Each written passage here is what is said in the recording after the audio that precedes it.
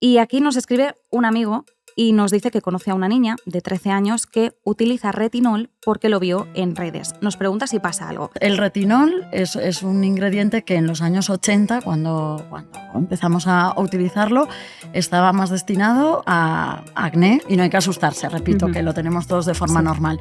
¿Por qué se ha producido ese sobrecrecimiento en tanta frecuencia, o por qué tanta gente tiene? Yo creo que por el uso y el abuso del skincare, un truquito para las madres y padres con hijos adolescentes, que les cueste, no a los que ya se lanzan a todos, sino a aquellos que les cueste entrar en el cuidado facial. Hay una duda muy común y se ha repetido mucho. ¿Hasta dónde llegan realmente las cremas, la cosmética en general, cuando hablamos de arrugas? La belleza se busca a través de la salud.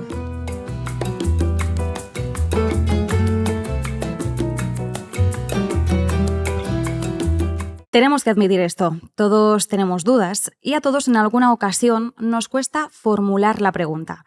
A veces por el miedo a lo que puedan pensar por nosotros, por pudor, por temor a parecer desinformados, pero la duda es una parte esencial del conocimiento. Nadie lo sabe todo y preguntar no es una debilidad, sino que es el punto de partida para entender mejor. Y por eso, en El Fin de la Belleza, queremos echarte un cable. Y es que volvemos con la sección La amiga de un amigo, ese consultorio en el que podrás resolver todas las dudas, todas las preguntas, cuestiones que te estés planteando, preguntando a los que verdaderamente saben. Enseguida os presento a la experta que nos acompaña en el día de hoy, pero antes, presentaciones. Yo soy Marta Isern, periodista especializada en economía y cosmética, y esto es El Fin de la Belleza. Es un podcast en el que hablamos de la belleza desde otro punto de vista y que cuenta con el respaldo de Sinclair como patrocinador. Sinclair es una compañía líder en el campo de la medicina estética, fundada en 1971, presente en más de 50 países. Y hoy Sinclair destaca por su compromiso en potenciar la autoestima y seguridad de sus clientes a través de productos innovadores y duraderos. Y es un placer poder saludar a Cristina Eguren, dermatóloga, fundadora de la clínica Eguren. Cristina, muchísimas gracias por echarnos ese cable a la hora de resolver dudas y es un placer tenerte aquí en El Fin de la Belleza. Un placer igualmente, y siempre resolver esas dudas es interesante, que todos tenemos la amiga que lo pregunta. Sí, desde luego, siempre tenemos un amigo o una amiga que tiene esas dudas, así que vamos a intentar echarles un cable. Bueno, de hecho, les pedimos a nuestros oyentes que nos lanzaran todas las consultas que tuvieran sobre belleza, estética, cosmética, tratamientos, y nos han lanzado algunas. Hemos recopilado quizás aquellas que podían tener más puntos en común, las que más se parecían por temática, las que vemos que suelen ser más recurrentes. Empezando más por la parte de cuidado facial, ¿no? Lo que ahora siempre se categoriza como el anglicismo skincare.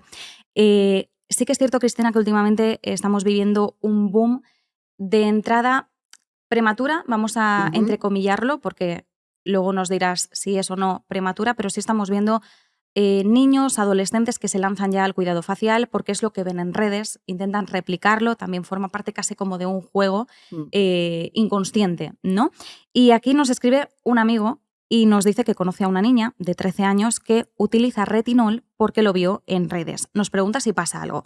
¿Qué implica introducir este tipo de ingredientes que son más potentes a una edad tan temprana?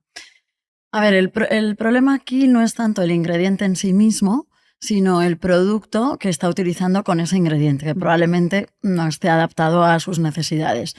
Entonces, el retinol es un ingrediente que en los años 80, cuando empezamos a utilizarlo, estaba más destinado a acné, a pieles acnéicas. Y de hecho, cuando se pautaba para fotoenvejecimiento, las mujeres se quejaban. De, bueno, pero esto para acné, ¿por qué me lo da el dermatólogo? Sí. Posteriormente ya empezó su uso, se vio muy bien todo su potencial de mejora de toda la estructura cutánea, y como no solo mejoraba el acné, sino también nos ayudaba con las manchas, con la textura, con las arrugas, etc. Y luego alcanzó mucho más su potencial de uso en esa indicación. Y entonces hoy en día se nos hace como raro, pero el retinol para el acné, sí, el retinol para el acné. Entonces, esa niña que con 13 años, pues muy probablemente está empezando a tener ciertas lesiones acnéicas, el retinol le puede ir bien. Ahora bien, ¿está utilizando el producto adecuado con la fórmula adecuada? Porque no es solo un ingrediente, sino es la fórmula adecuada para su piel. Probablemente no, porque lo que haya visto en TikTok muy probablemente no se adecua a lo que ella realmente necesita. Y ahí es donde está el problema, ¿no? Y encima generamos necesidades que esa niña, efectivamente, el retinol le está produciendo un problema. No, problema como tal no. Pero si hay, igual no es momento de empezar con ese ingrediente y puede empezar con otros antes de llegar al retinol. Es importante también que hables de los distintos usos, beneficios, puntos de acción que puede tener un ingrediente, porque, por ejemplo, hay mucha gente que tiene interiorizado el retinol como un activo anti-aging, ¿no? Pues con el objetivo de tratar esas arrugas, líneas de expresión. Y claro, hay gente que a lo mejor no puede entender por qué una piel más joven lo necesita. Y como bien decías, en un principio se pautaba o era más conocido por tratar el acné y esas lesiones. Entonces tenemos que entender también que en función de la estrategia, la rutina que nos arme un profesional y en función también de toda la fórmula en su conjunto, hablaremos de una utilidad u otra de los distintos ingredientes. Esto es muy importante. Tenemos consulta también sobre una rutina de muchos pasos. Nos dice esta oyente, mi amiga se pone 7 productos mañana y noche, entendemos que son 7 y 7, porque sigue cuentas de TikTok donde enseñan rutinas con muchos pasos. ¿Son mejores para la piel estas rutinas?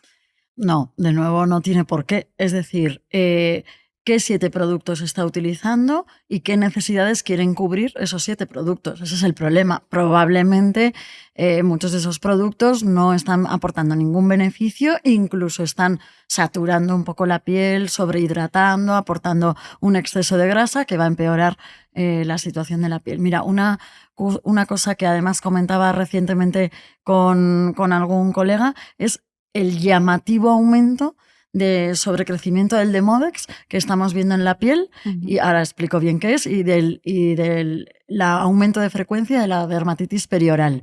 El Demodex es un ácaro que todos tenemos en la piel, que vive con nosotros de forma habitual, pero que se alimenta de la grasa. De hecho está metido en el folículo del pelo, donde desemboca la glándula de grasa, y siempre hemos tenido Demodex, pero llama muchísimo la atención cómo hay muchísima más gente tiene un exceso de Demodex en la piel. Es una cosa que, observando con la correcta observación, igual para la persona habitual no, pero para el dermatólogo es fácil de observar a simple vista, ¿de acuerdo? La presencia del Demodex. Entonces, y no hay que asustarse, repito, que lo tenemos todos de forma normal.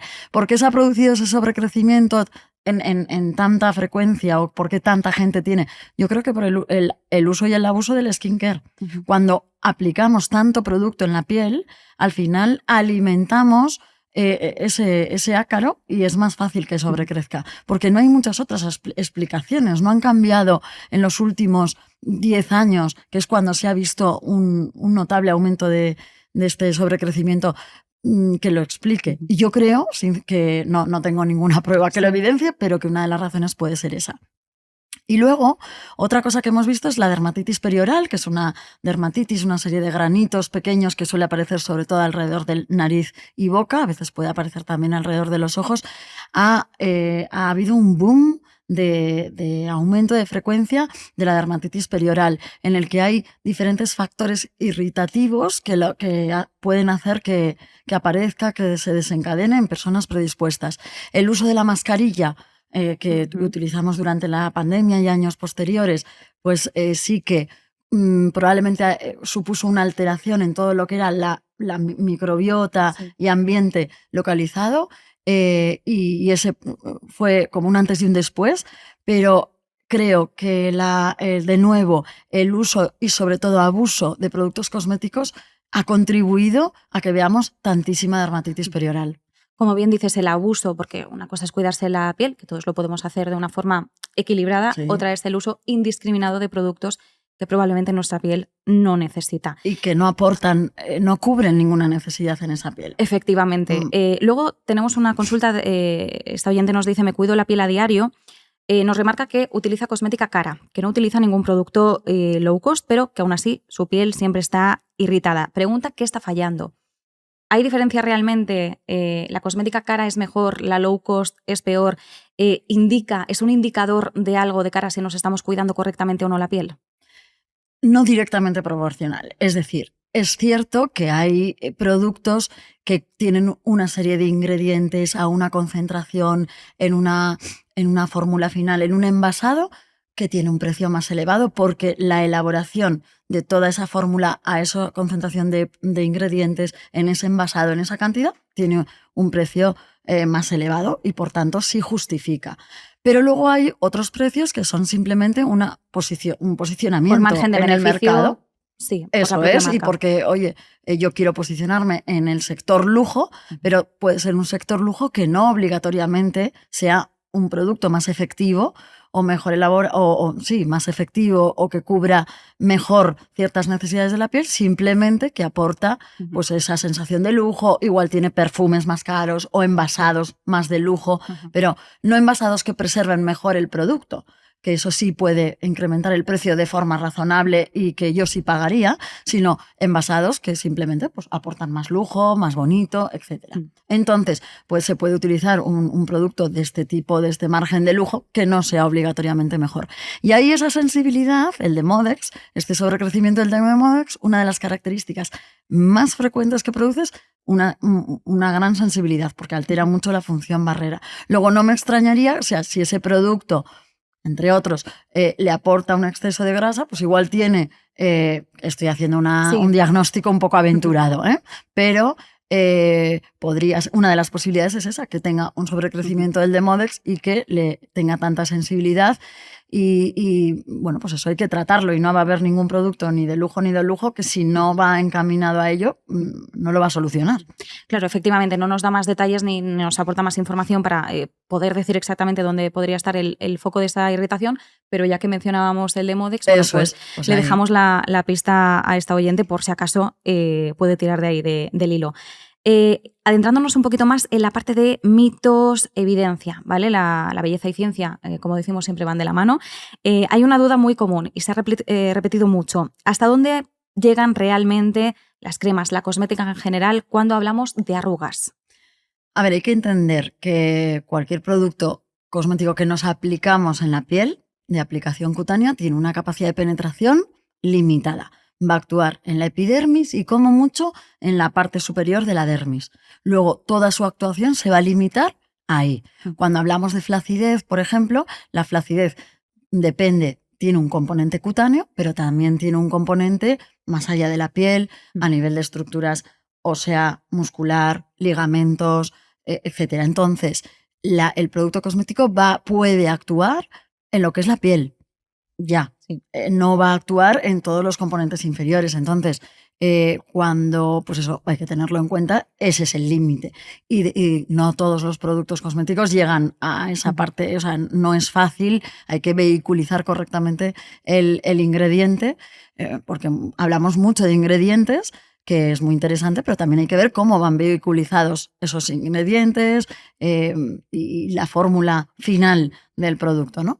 Y sobre todo eso, tener en cuenta que estamos trabajando en el sustrato de la piel, no más abajo. Bueno, y esa es la definición de cosmética. Al final es un producto para embellecer la piel, pero se queda en la superficie, puede penetrar un poquito, pero siempre en la epidermis. Cuando hablamos de algo más, es ya un medicamento tópico. Eso es, de producto sanitario o de medicamento tópico, o de medicamento tópico o inyectado o oral, lo que sea. Pero y como muy bien dices, esa es la definición. O sea, si genera no un embellecimiento, sino un cambio de estructura, tal, ya no, no va a considerarse un cosmético. Esto hay que tenerlo muy en cuenta también para saber qué expectativas manejamos, porque cuando uno invierte en una rutina cosmética, también tiene que saber qué es lo que puede conseguir, cuál es el margen de mejora, que por cierto también sobre esto hay otro mito que ahora se me ocurre sobre la marcha, que es el hecho de que la piel se nos acostumbra a los cosméticos. Seguro que esto te lo han dicho muchísimas veces. Muchas. También va mucho en la misma línea, ¿no? Entendemos que quizás el impacto de pasar de no cuidarnos nada a cuidarnos un poco se nota enseguida y luego nos acostumbramos, ¿no? El ojo se hace a ello. ¿O cómo es esto? Eso es. Yo suelo hacer una analogía con el ejercicio físico. Cuando uno no ha hecho nunca ejercicio físico, comienza un programa de ejercicio físico para mejorar su estado de forma, su salud, etcétera, pues de inicio el cambio es muy significativo y luego ya, hombre, pues se va estabilizando. ¿Es necesario hacer descansos? No es necesario hacer descansos del ejercicio físico porque te has acostumbrado, descansas y luego vuelves a iniciar. Con la cosmética pasa lo mismo. Si un producto funciona y va bien, se puede mantener siempre, no hay por qué cambiarlo. Hay gente que dice, pues quiero probar algo nuevo. Pues de acuerdo, prueba algo nuevo, pero en sí mismo la piel no se acostumbra y deja de obtener el beneficio que ese producto pueda estar dando. También se sigue oyendo mucho esto de si pica funciona. Esto también pasa mucho con los ácidos, por ejemplo. ¿Qué hay de cierto en esa idea? Ni todo lo que pica funciona, ni todo lo que funciona tiene por qué picar. Entonces, y no todo lo que pica es malo tampoco. Sí. Es decir, entonces, ahí hay que ver por qué está picando. O sea, hay productos que, por ejemplo, los ácidos que tienen un pH bastante ácido, pues los alfa-hidroxiácidos, por ejemplo, porque el ácido hialurónico lleva la palabra ácido delante, pero un glicólico, no un glicólico, un mandélico, un láctico, sí que al aplicarlo por su pH pueden dar cierta sensación de picor.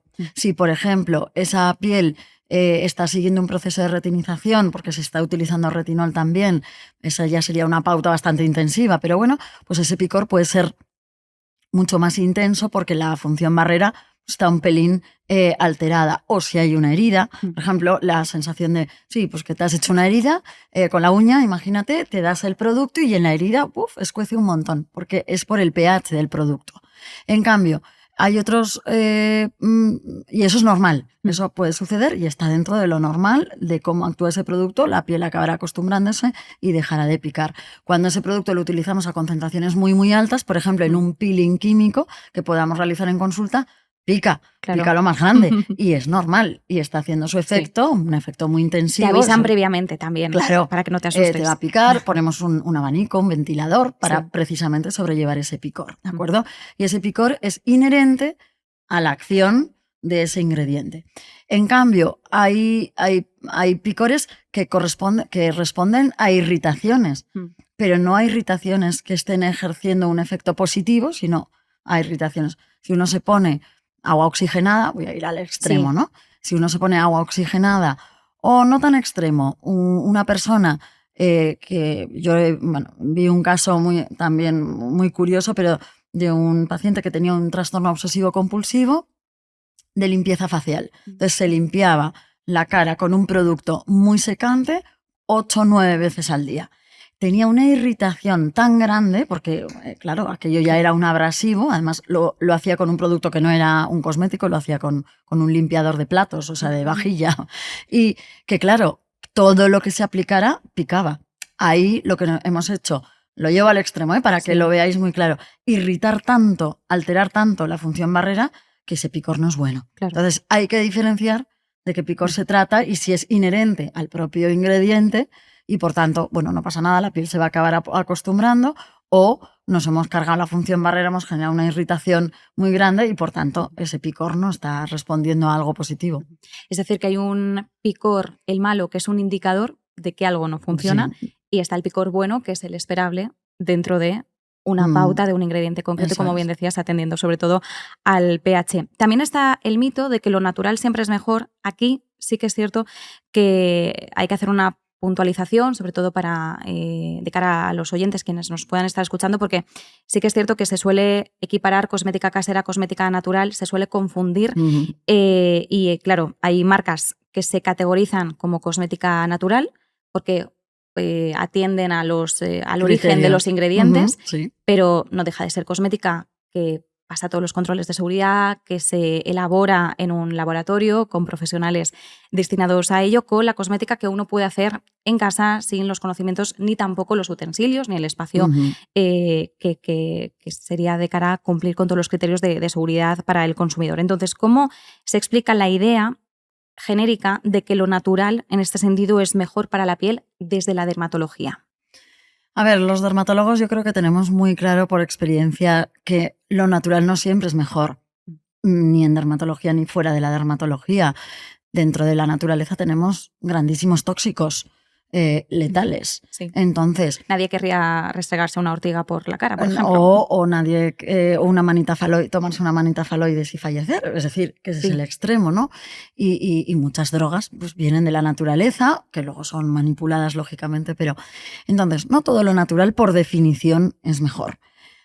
Ahora bien, lo que muchas veces quien recurre yo creo que realmente recurrir a líneas de cosmética natural es una elección del consumidor, y recurrir a líneas que avalen y que estén correctamente formuladas con todos los controles de seguridad es una opción muy válida, ¿de acuerdo? Y sí que, pues bueno, intentan más abogar por seleccionar ciertos ingredientes frente a otros.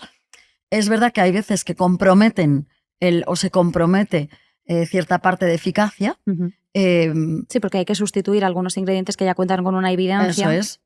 Pero bueno, pues es una opción que quien la elige sabiendo lo que elige y por criterios personales es totalmente válida.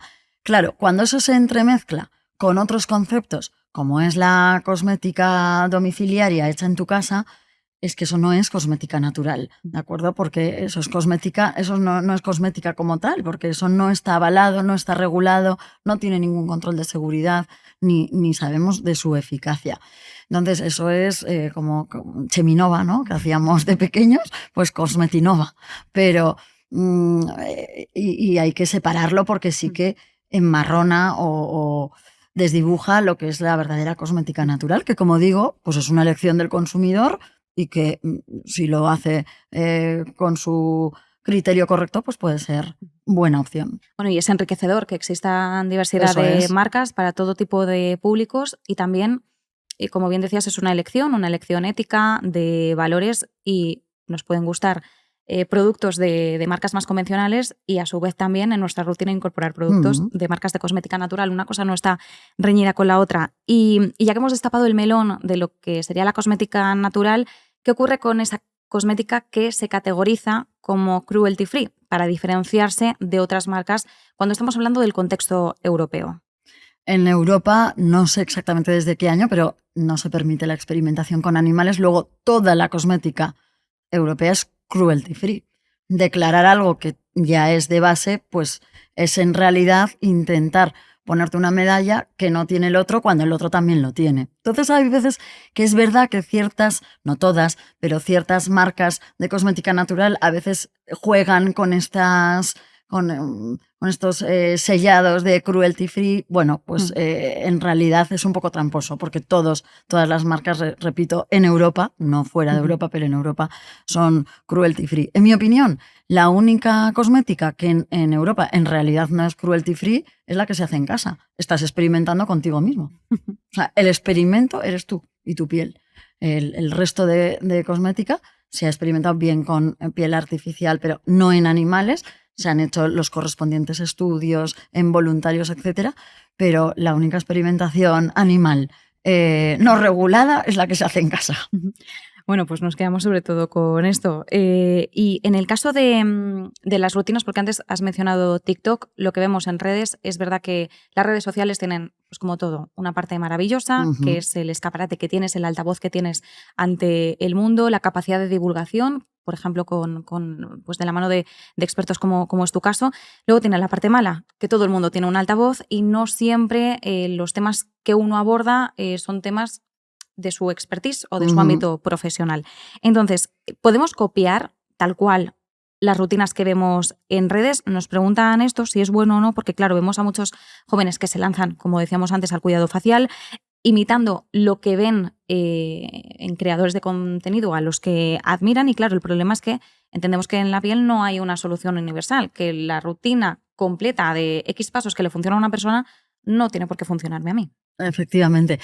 A ver, a mí me sorprende, ¿no? Porque yo cuando pienso todo lo que he estudiado y los años que para entender bien todo lo que son la estructura y funciones cutáneas, qué desequilibrios estoy viendo en esa piel, cómo voy a reequilibrar bueno, pues esos desequilibrios presentes, y por tanto cómo voy a utilizar la herramienta de la rutina cosmética para ello. Lógicamente yo tengo también otras herramientas, procedimientos, medicación, etcétera, pero la rutina cosmética es una muy importante. Me sorprende que alguien lo haga a base de haber ido a un curso o no haber hecho nada, haber leído 4 cosas o haber mirado en ChatGPT, ¿no? Entonces, pues como todo, es mucho, que la ignorancia es muy atrevida. Y al final, pues parece muy fácil. Cuando uno va indagando, se da cuenta de la complejidad que hay detrás. Lógicamente, estamos hablando de productos cosméticos que en general no van a tener un daño, no van a ser extremadamente perjudiciales. Que utilizas mal una crema o estableces mal una rutina cosmética, bueno, pues la piel estará un poco peor, pues normalmente tiene solución. Y por ello, es decir, no son medicamentos, ¿no? Sí. Los medicamentos pues no podríamos acceder de esa manera. Pero en general no es buena idea copiar rutinas. Yo, por ejemplo, cuando hablo de rutinas, hablo de cómo establecer una rutina, de cómo generar la estrategia que el consumidor, el paciente en su casa, entienda cómo poder establecer una estrategia con conceptos básicos, sencillos, que pueda entender para ver cómo hacerlo. Pero no hablo tanto muchas veces de productos concretos, porque el producto habrá que elegirlo en función de cada uno.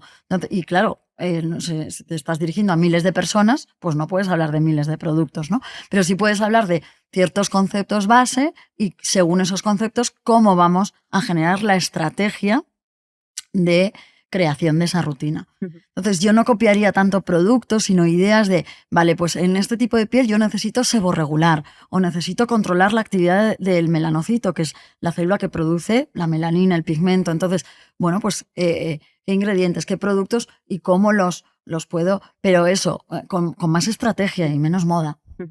Sí, más estrategia, menos moda. Esto es importante porque a veces, pues por la moda se mueven los impulsos y, bueno, pues como decías, no va a ser algo desastroso, por suerte, porque estamos hablando de cosmética que llega hasta donde llega, como decíamos al principio, pero bueno, te puede alterar la función barrera, te puedes generar algún tipo de lesión. No es lo que buscamos. Es lo opuesto de lo que buscabas. Efectivamente. Y luego, lo que tiene la moda no requiere conocimiento. Tú miras, copias y ya está. La estrategia requiere un poquito de conocimiento y de esfuerzo y decir, no voy a ir a y simplemente copiar su rutina, sino que miro a esta otra persona que me explica por qué y según esos porqués ya, pues yo solita o de la mano de un profesional, pero establezco esa rutina. Si te das cuenta, la estrategia requiere un poquito más de esfuerzo por parte del consumidor. Pero pasa lo mismo en otros ámbitos, o sea... Hay que hacer deberes. Claro, entonces esos deberes cuesta. Es mucho más fácil seguir la moda y hacer lo que me dice el influencer, que, bueno, pues esto y esto, pues lo compro tal cual, voy al Sephora, lo compro tal cual y me lo aplico. Claro, una niña de 13 años... Sí. Pero, hombre, pues hay que enseñar a esos niños cuando empiezan a consumir redes sociales, que 13 me parece muy pronto, pero yo a mis hijos les estoy reteniendo ahí, por ahora lo consigo. Pero primero habrá que enseñarles cómo consumir y cómo, oye, tienes que hacer este pequeño esfuerzo, tanto en esto como en otras cosas en economía, por ejemplo, tú que eres una gran experta en ello, no solo en salud, pero especialmente en salud. Sí, desde luego. Por cierto, ya que has hablado de la edad de las redes sociales, no vamos a entrar aquí, pero estoy muy en línea con lo que tú dices. Según qué edad no habría que consumir todavía determinados contenidos. Pero antes hemos pasado un poco de largo por el tema de la edad, cuando hablábamos del retinol. En el caso de esta niña de 13 años, ¿a qué edad dirías que es recomendable comenzar con una pauta de cuidado facial, entendiendo que no es una rutina excesiva, pero ¿a qué edad ya podemos hablar de un cuidado facial, aunque sea muy básico, de limpieza y protección solar? Cuando empiezan a aparecer los primeros granos. Es decir, ahí cuando empieza el desarrollo de la pubertad, con el aumento de las hormonas androgénicas, que son las hormonas masculinas, que se va a producir tanto en chicos como en chicas. De hecho, en ellas de forma un poquito más temprana, porque el desarrollo suele empezar en torno a los 11, 12 años y en ellos en torno a los 13, 14. Ahí va lo normal, el 80-85% de esos adolescentes va a empezar a tener granitos. Ahí realizar, instruirles en una rutina muy sencilla de correcta limpieza y un producto por la mañana que en la época de más exposición solar les pueda proteger del sol y por la noche pues trate un poquito esos granos, esa rutina tan sencilla ya les va a ayudar mucho y es muy, muy coherente.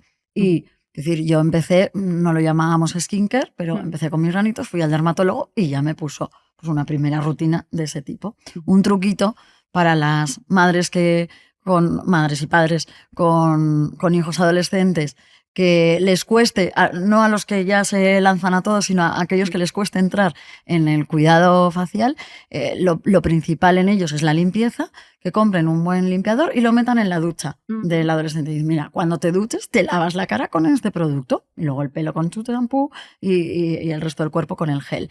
Y lo van a hacer porque es muy sencillo, lo que hay que hacer es ponérselo fácil y bueno, pues ya empezamos a tratar un poquito ese acné.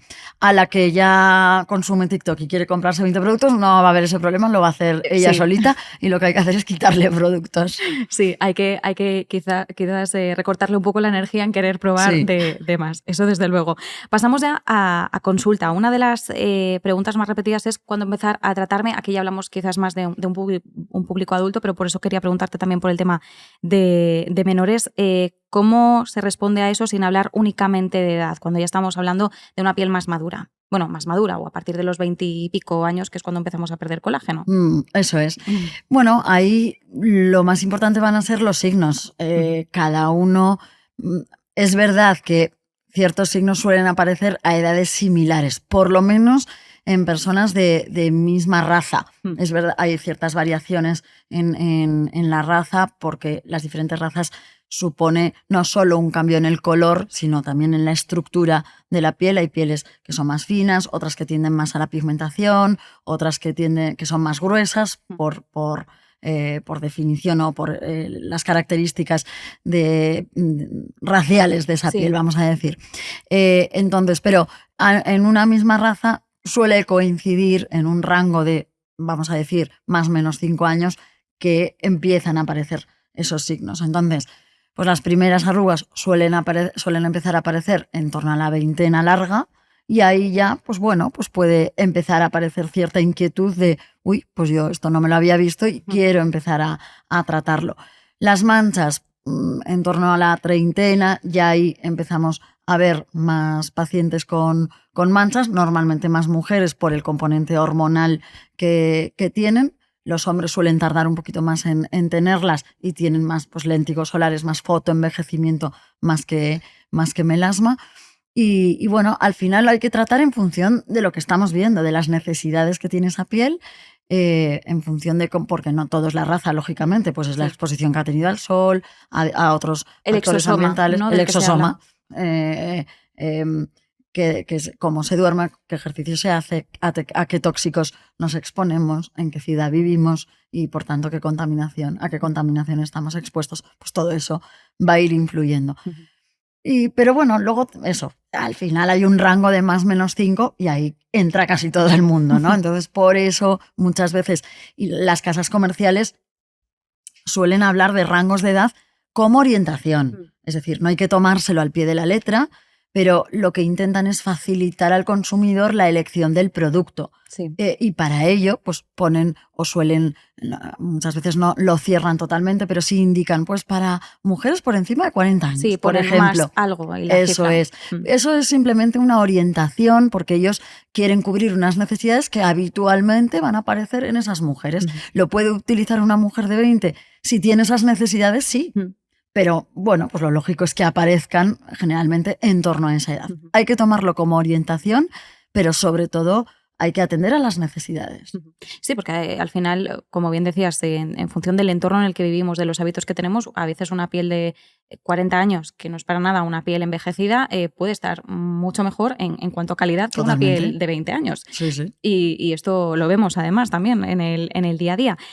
Por otro lado, también muchas personas sienten que llegan tarde, ¿no? A lo que es el cuidado de la piel. ¿Realmente se llega tarde alguna vez o siempre estamos a tiempo? Se puede llegar tarde. A ver, hay veces que si, por ejemplo, en consulta vemos pacientes que quieren cierta mejoría y ya es tarde para obtener esa mejoría con las herramientas que quiere utilizar. Con herramientas cosméticas o con procedimientos inyectables, pues igual ese grado de flacidez que quiere mejorar o eso, ya es tarde. Tendría que haber empezado antes. Y si hubiera empezado pues 15 años antes, sí se hubiera podido ir trabajando y previniendo, ¿no? Y ya pues le indicas, mira, esto que tú quieres es quirúrgico. No, pero yo no me quiero operar. Ya, pero para no operarte llegas tarde. Entonces, ahí es donde hay que jugar con la expectativa, porque no se puede engañar al paciente y decirle, bueno, pues con esta crema y estos procedimientos, no, es que no va a obtener lo que está buscando. Hay que ajustar esa expectativa. Y bueno, hay veces que el paciente acepta esa expectativa, vas a mejorar, pero no vas a mejorar todo lo que tú pretendes. Si hubiera empezado años antes, pues sí, hubiera podido ir por lo menos previniendo y sí llegar a ir envejeciendo bien, que es de lo que se trata. Claro. Envejecer, vamos a envejecer, se puede envejecer bien, se puede envejecer peor. Y esa paciente lo que quería en realidad era envejecer mejor, pero para eso sí es necesario de alguna manera empezar un poquito antes. Enseguida ahondamos un poquito más en la prevención. Antes quería preguntarte si dentro del mundo de tratamientos, ¿qué hay del tema de engancharse? Si realmente hay un peligro real o no a ello. O sea, lo que es fisiológicamente y no, los tratamientos, ninguno de los tratamientos crea ningún tipo de adicción celular, química, en nuestra piel o en las estructuras cutáneas y subcutáneas. Lo que en determinadas ocasiones puede generar cierta adicción, vamos a llamar, es el uso que el paciente da a esas técnicas o lo que el paciente quiere conseguir o cómo el paciente asume el paso de los años y su imagen. Sí. Entonces, ahí sí puede haber, en mi opinión, un sobreuso y mal uso y abuso de más que de cosméticos, muchas veces de técnicas, de procedimientos, intentando lograr un objetivo que no es realista. No, si tienes 40 no vas a aparentar que tienes 20 y es que es absurdo. Entonces, no, simplemente tendrás que aparentar que tienes 40 pero bien llevados. Sí. Y se puede, y lo dicho, lo que tendrás que conseguir es envejecer bien en estructura, en funciones y por tanto en belleza. La belleza, todos los caminos que llevan a la belleza sin tener en cuenta la salud son caminos que llevan a malos lugares, a malos destinos, a callejones sin salida. La belleza se busca a través de la salud. En concreto en la piel, entendiendo cuál es su estructura, cuáles son sus funciones, qué funciones están alteradas, deterioradas por el paso del tiempo, por diferentes factores que hemos comentado, y cómo las voy a reactivar, mejorar esas funciones y esas estructuras. Si yo hago eso, voy a obtener una piel más sana y, por tanto, más bonita.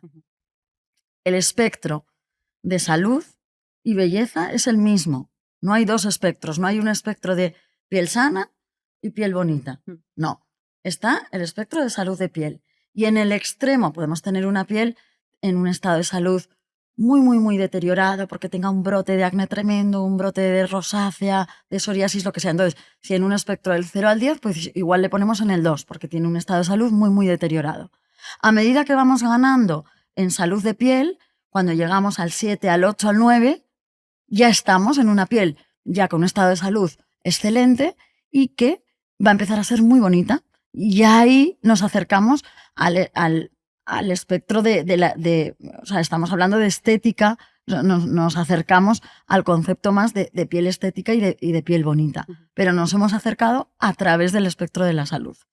Entonces, para eso, por eso decíamos antes, ¿no?, que hay que ver qué necesidades tiene esa piel y cómo las vamos a cubrir, y así vamos a obtener una piel bonita.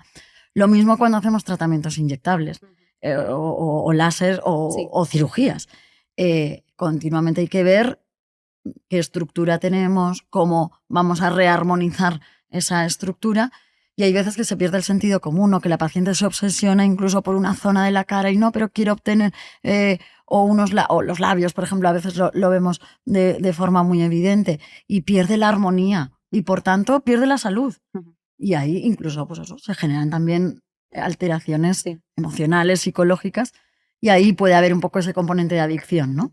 No tanto en la sustancia en sí mismo. Claro, y en este ámbito también en el que hablamos un poco más de tratamiento estético, claro, envejecer siempre da respeto y aunque ahora estamos intentando también incluso cambiar el propio lenguaje para no demonizarlo, porque como bien decías, es deseable, todos queremos envejecer, lo que pasa es que queremos envejecer mejor.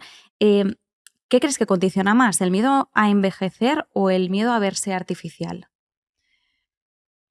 A ver, yo creo que hay como grupos de pacientes diferentes. Ujú. Está la paciente que quiere verse mejor, no sabe qué quiere hacerse, va a dejar aconsejarse, pero tiene miedo. Tiene Ujú. miedo a ciertas imágenes que ve en medios, en redes, en Sí. celebrities, etc. Y dice, yo no quiero eso. No, pero sí, es que esa que ves se ha hecho ciertos tratamientos, pero esta otra que le ves estupenda también se ha hecho esos tratamientos, y es que no se envejece así de forma espontánea. Ujú. En la naturaleza no es tan generosa. Mm, Envejecemos de forma natural, es difícil, Ujú. totalmente natural, es difícil envejecer bien. Normalmente no envejecemos como nos gusta, pero se puede de forma sensata y acorde a ese espectro de salud en todos los ámbitos, envejecer mucho mejor. Ujú. Y al final es un envejecimiento muy coherente, ¿no? La gente lo que quiere es eh, coherencia, verse bien. Muchísima gente asume perfectamente que van pasando los años, porque va pasando los años en todo el entorno, no Sí. solo ella cumple años. Todos cumplen y por Van a la tanto par. van a la par. Sí. Y va asumiéndolo, pero está claro que a todos nos gusta vernos bien por naturaleza, porque lo bello Mm. es algo intrínseco al gusto del ser humano. A todos nos gusta más lo bonito que lo feo. Al bebé le pones una cara muy agradable y una cara muy fea, y el bebé sonríe con la cara agradable y llora con la cara fea. Y eso hay muchos Sí. estudios que lo demuestran. Pero al final, pues eso, hay que y asumir esa edad y saber llevarla con dignidad, con elegancia, que es lo que la mayor parte quiere. Pero los pocos, bueno, que yo creo que son una minoría, no son una mayoría, pero que a veces pues no asumen y se sobretratan, o pues dan mala fama a esos y dan miedo a quien a veces quiere acceder, pero acaba accediendo con la información correcta y dándole su tiempo y su camino. Al final es un camino. Yo le digo, Sí. no se trata de hoy hacerlo todo, es iniciar un camino y que tú vayas cómoda y vayas avanzando según vas cumpliendo también años y van apareciendo necesidades. Claro, es un proceso con el acompañamiento de un profesional que sepa guiar y sobre todo que tenga ese ojo clínico de saber qué sí y qué no para favorecer esa armonía facial y que la persona se sienta, que sienta respetada su identidad y esa naturalidad que es la que todos buscamos al final. Volviendo al tema de la prevención, cuando nos decías, bueno, pues sí que se puede llegar tarde, ¿no? Prevenir es clave también a la hora de ver la calidad de una piel cuando ya tiene cierta edad. Entonces, teniendo en cuenta que la prevención ha ganado muchísimo peso y de hecho incluso al tratar la superficie con la cosmética lo vemos, ¿no? Cada vez hay una mayor concienciación también por esto que tenemos mucho más accesible en casa, que no son tratamientos estéticos ni cirugías, sino que es simplemente el embellecimiento propio de la piel. ¿Qué significa prevenir bien en dermatología? Entender las necesidades en cada momento y cubrir esas necesidades. Entendiendo cómo van a ir apareciendo y cuándo van a ir apareciendo. Cuando hablamos de a la chica de 13 años, hacerle o ayudarle a establecer una rutina sencilla con un limpiador y un producto que seborregule, ahí ya estamos previniendo.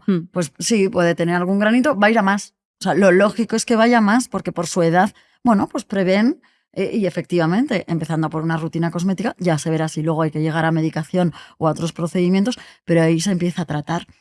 Porque ahí, ¿cuál sería el fracaso? Pues si eso no se trata, pues el acné avanza, deja sus cicatrices, y ahí ya estamos un poco ante el fracaso del tratamiento a tiempo del acné, que es la cicatriz. La mayor parte de cicatrices en el acné no aparecen porque el paciente se toque. Lógicamente, si el paciente se toca en exceso, se hurga, pues puede dejar más marca, pero las marcas, la mayor parte de cicatrices aparecen por el nivel de profundidad de la inflamación.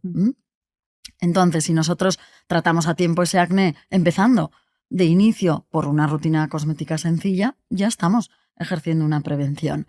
Cuando nos protegemos adecuadamente del sol, cuando vamos a estar expuestos, evitando las quemaduras, estamos previniendo el fotoenvejecimiento.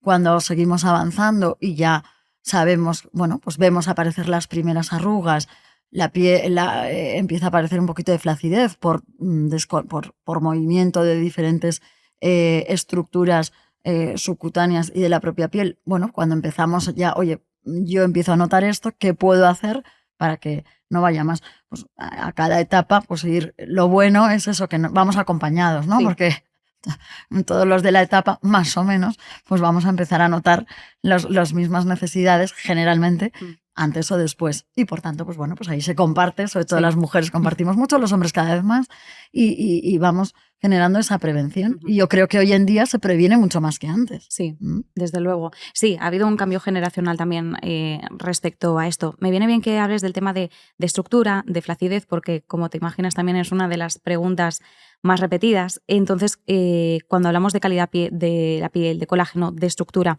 ¿qué es lo que cuidamos exactamente o a través de qué lo hacemos? Cuando cuidamos de las diferentes capas tanto de la piel y a través de procedimientos que tenemos debajo de la piel. El colágeno está en la parte media de la piel, que es la dermis, pero no todo es colágeno. Es decir, tenemos la epidermis con su capa córnea. Pues una piel bonita tiene que tener una capa córnea más esponjosa, bien estructurada. Cuando hablamos de luminosidad, por ejemplo, estamos hablando de la capa córnea, ¿de acuerdo? La capa córnea es la que cuando está... cuando es más esponjosa, no está tan compactada, ¿no? Hace que la piel se vea como con ese brillo que llamamos luminosidad. Habría que determinar, porque luminosidad no es un término propiamente médico, pero bueno, se refiere a eso. Cuando la dermis está bien organizada, con fibras de colágeno, de elastina, es más gruesa, pues ahí tenemos una piel más firme, más gruesa, más tersa. Cuando la vascularización, que también está en esa capa, es correcta, no está aumentada, pues tenemos una piel con un tono adecuado. El melanocito, que está también en la parte superficial, en la epidermis, si el melanocito produce melanina de forma adecuada, pues tendremos un tono de piel. Cuando el melanocito se altera, empieza a producir más melanina, esa melanina se distribuye de forma desigual, pues tendremos un tono desigual. Por tanto, el colágeno es fundamental, pero no todo es colágeno, hay que mirar toda la estructura y ver cómo se va a ir reparando toda esa estructura. En la dermis, que es esa capa media, pues una de las, digamos, moléculas por antonomasia es el colágeno, porque es lo que da tanto sostén, el colágeno, la elastina, el ácido hialurónico, y por eso esa capa va a depender mucho de ello, y cuando se empieza a perder la cantidad de colágeno, cuando nuestro cuerpo empieza a destruir más colágeno del que produce, es cuando empezamos a notar que empiezan las arrugas, que ya no hay la misma, la piel no está tan tersa, y por tanto, bueno, pues podemos empezar a preocuparnos y tratar, empezando por prevenir y luego ya tratamientos más intensivos para ver cómo recuperamos parte de ese colágeno. ¿Sería a través de tratamientos estéticos el abordaje, vamos a decir, como más puntual hacia la flacidez?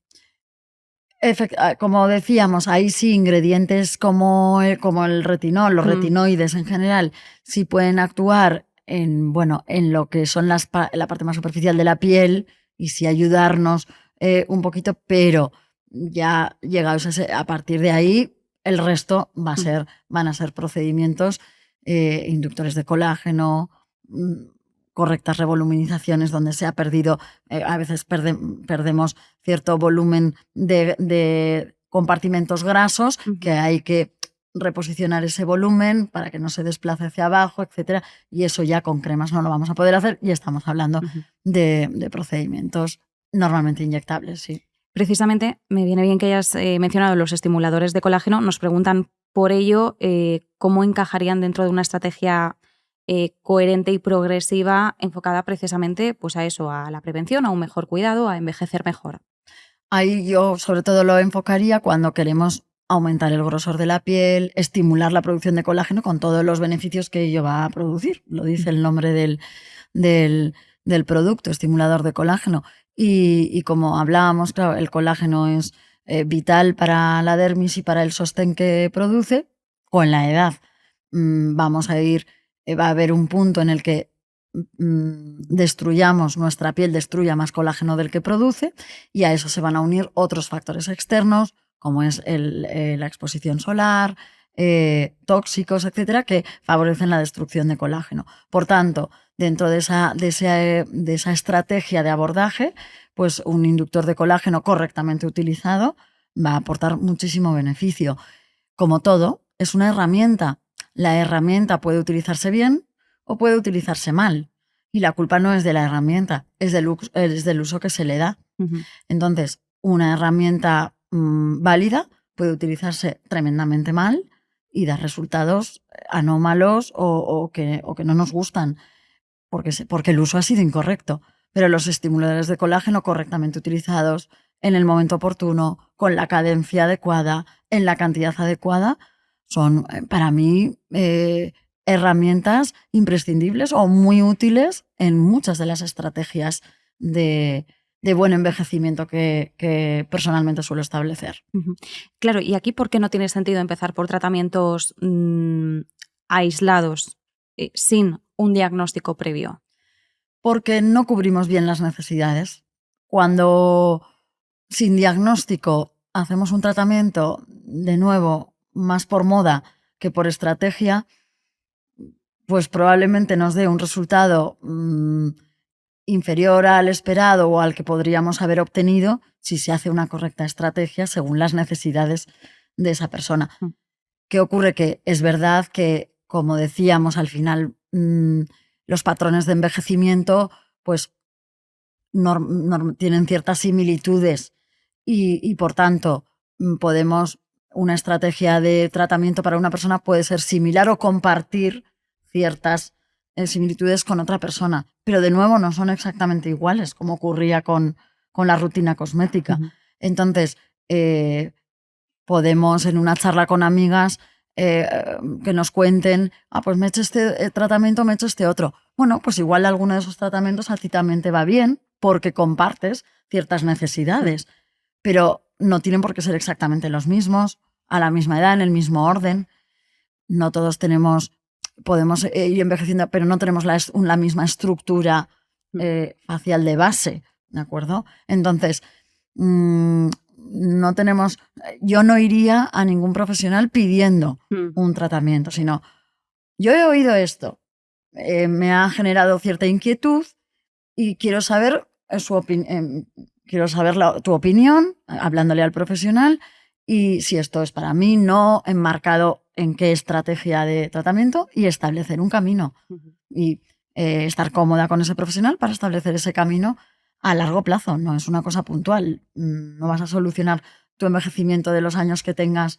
Al final, los años que tenemos son los años que ya no tenemos. Uh-huh. Es decir, los que ya hemos vivido. Sí. Esos son los que no tenemos, ¿no?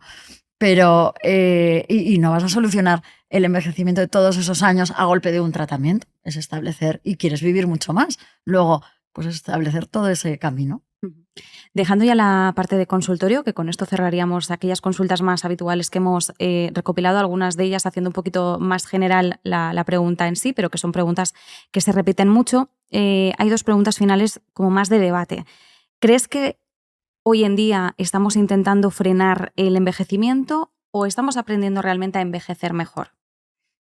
Yo creo que ya en tónica general estamos aprendiendo a envejecer mejor. Ya tenemos términos como el well aging o buen envejecimiento, lo que pasa que es más chic en inglés y más cortito. No se trata de no envejecer, sino que se trata de envejecer mejor, de envejecer bien en todos los sentidos. Como decía, atendiendo a ese espectro de salud, de tener mejor salud y de que eso se refleje en una mayor belleza y en un mayor bienestar en la persona en todos los ámbitos, estético, o sea, externo, mental, interno, orgánico, ¿no? Y yo creo que sí que, y en eso las redes yo creo que han hecho un trabajo también positivo en cierta parte, porque se ha divulgado mucho al respecto, de personas que están, bueno, más interesadas, más que preocupadas, yo diría interesadas en seguir ese camino de buen envejecimiento, de prevención. Nos llama mucho la atención, igual la que se desvía de ese camino, pero hay mucha gente que yo creo que lo hace muy bien y que sigue bien esos consejos y que son más numerosos que lo que había antes. Y creo que sí, que vamos cada vez más por el buen envejecimiento. Y además, como decías, a través de las redes sociales se ha generado una comunidad también, ¿no? De muchas cosas, pero de intereses comunes, y en este caso, pues a través del cuidado facial también, pues hay una comunidad de gente que está muy interesada y que preocupada también por todo el tema de cuidado de la piel, salud, porque como decías, belleza y salud van de la mano y bueno, por mejorar la calidad y también ejercer esa prevención. Si tuvieras que dar un único consejo, en este caso frente al lado más negativo de las redes sociales, que sean este ruido, esta desinformación que a veces pues, nos aborda, ¿cuál sería? Pues yo creo que lo que ya hablábamos antes, menos moda y más estrategia. La moda es muy fácil, copias y ya está. La estrategia requiere invertir un poquito más de esfuerzo en ver realmente quién es la persona que te lanza ese mensaje, indagar un poquito en el mensaje y ya decidir. Tampoco hay que hacer un máster, pero menos moda y más estrategia. Y ya para terminar, el podcast se llama El fin de la belleza. ¿Se puede entender como final o como finalidad? Para ti, ¿cuál es el fin de la belleza? La finalidad, ¿no? La finalidad de sentirnos mejor, de, como decía, por naturaleza nos gusta la belleza, pues invocar a nuestra naturaleza y buscar sentirnos mejor por dentro y por fuera. Pues doctora Cristina Eguren, dermatóloga y fundadora de la Clínica Eguren, muchísimas gracias, ha sido un placer. Un placer igualmente, he pasado un ratito estupendo. Pues con esta charla nos despedimos, ponemos el cierre final al capítulo de hoy, El fin de la belleza. Nos podéis escuchar y ver en Spotify, YouTube, Amazon, Apple. Ya sabéis, estamos en todas las plataformas y por supuesto también seguidnos en Instagram, El fin de la belleza.